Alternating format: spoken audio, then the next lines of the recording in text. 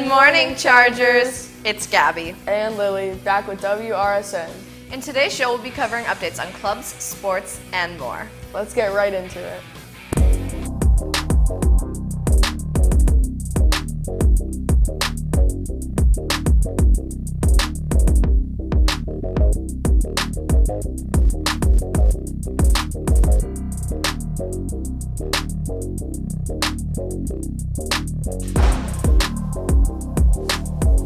BSU would like to thank everyone who participated in the 2022 door contest.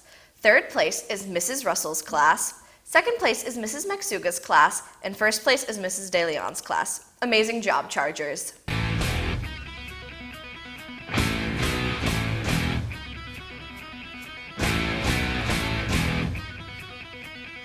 There will be a Mu Alpha Theta general meeting today after school in the Charger Commons from 3 to 3:30.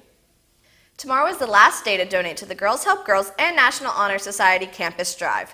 Remember, donating can count towards NHS-sponsored hours and CAS hours. Now, let's send it over to Sam to hear the latest on lunch. How's it going, Hungry Chargers? I'm Sam here with the things to think about on the lunch menu this Thursday. First, I'll keep this brief. Nachos with beef. But if you prefer chicken to chips, choose a chicken patty sandwich instead. If you love chicken but hate bread, get your chicken in nugget form with some spicy chicken tenders. Back to sandwiches, today's menu has 3 of them: the ham and cheese sub combo, the great PB&J sandwich, and the soy butter sandwich platter. Finally, speaking of platters, go for a banana muffin platter, and don't forget our side of seasoned potato sticks with whatever you choose. Well, that's what's on the menu, but Mr. Watson's 5th period class seems to be pretty excited about it. Thanks for being fans, guys. That's a wrap on the latest on lunch, and I've been Sam, signing off. Thanks, Sam. Now let's toss it over to Hudson for all the latest updates on sports.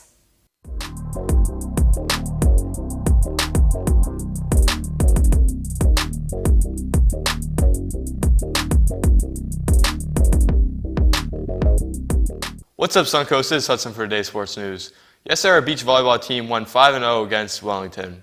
Also yesterday, both our girls and boys tennis teams beat Cardinal Newman here at home. Our track team had a competitive meet against Dwyer yesterday, winning multiple events. Unfortunately, our boys lacrosse team lost Spanish River 7-5, and our softball team lost 10-0 against Park Vista. Today, our boys volleyball team will travel to Spanish River with the JV team at 5 and the varsity team at 6. And our softball team will play John I at 6 for an away game. Also today, our tennis teams will host Somerset Canyons here at home starting at 4. Also hosting a game, our girls lacrosse team will host Dwyer at 5. Let's wish all of our Chargers luck today. Someone who needs even more luck is Holden Capsos from our wrestling team, who will participate in the state wrestling meet today and tomorrow in Kissimmee. Good luck to you. Now back to Gabby and Lily in the studio. Ka-chow. Thanks, Hudson. Before we wish our Chargers a happy birthday, let's check out today's Throwback Thursday teacher.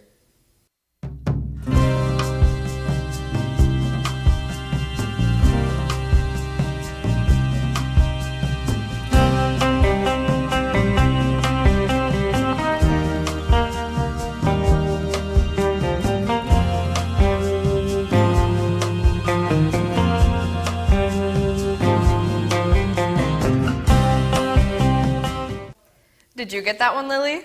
I thought it was pretty obvious. Now let's wish our Chargers a happy birthday. Stop. Happy birthday, guys. Teachers, if you have freshmen or juniors in your class, keep watching for 2 of the 3 mandatory pre-CPR training videos. That's all for today, Chargers. This has been Gabby. And Lily with Wrsn. Thanks for tuning in.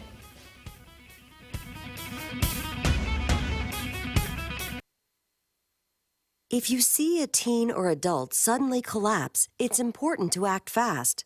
Helping to save a life is easier than you might think. Just start hands-only CPR. The first step is to send someone to call your local emergency response number or call it yourself. Then get directly over the victim. Put the heel of one hand in the center of the chest, then put your other hand on top of the first.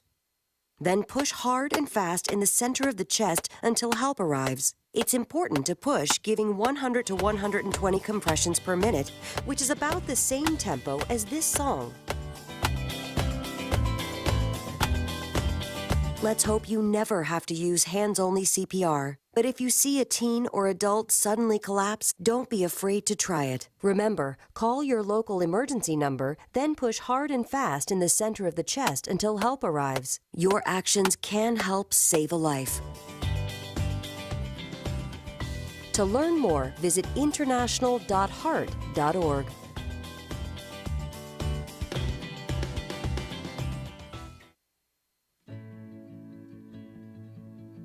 Bleeding control training is of utmost importance in the pediatric population. In those age 1 to 17, injury is a leading cause of mortality. And so understanding how to control bleeding is of huge importance. A tourniquet is a device that is used on an extremity, and it provides a circumferential, a pressure around the extremity that stops that blood flow, and so blood can't flow through the extremity to the area that is bleeding. Tourniquets can only be used on arms or legs, and if there's life-threatening bleeding there, putting the tourniquet on and tightening it will put pressure on that extremity.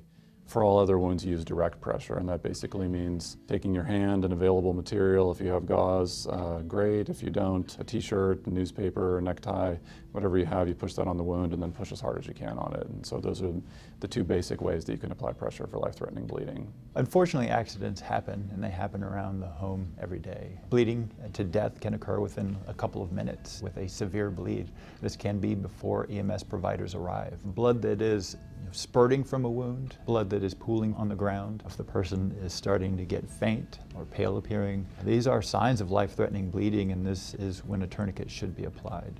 Everyone can learn how to use a tourniquet, and they can be used to save a life.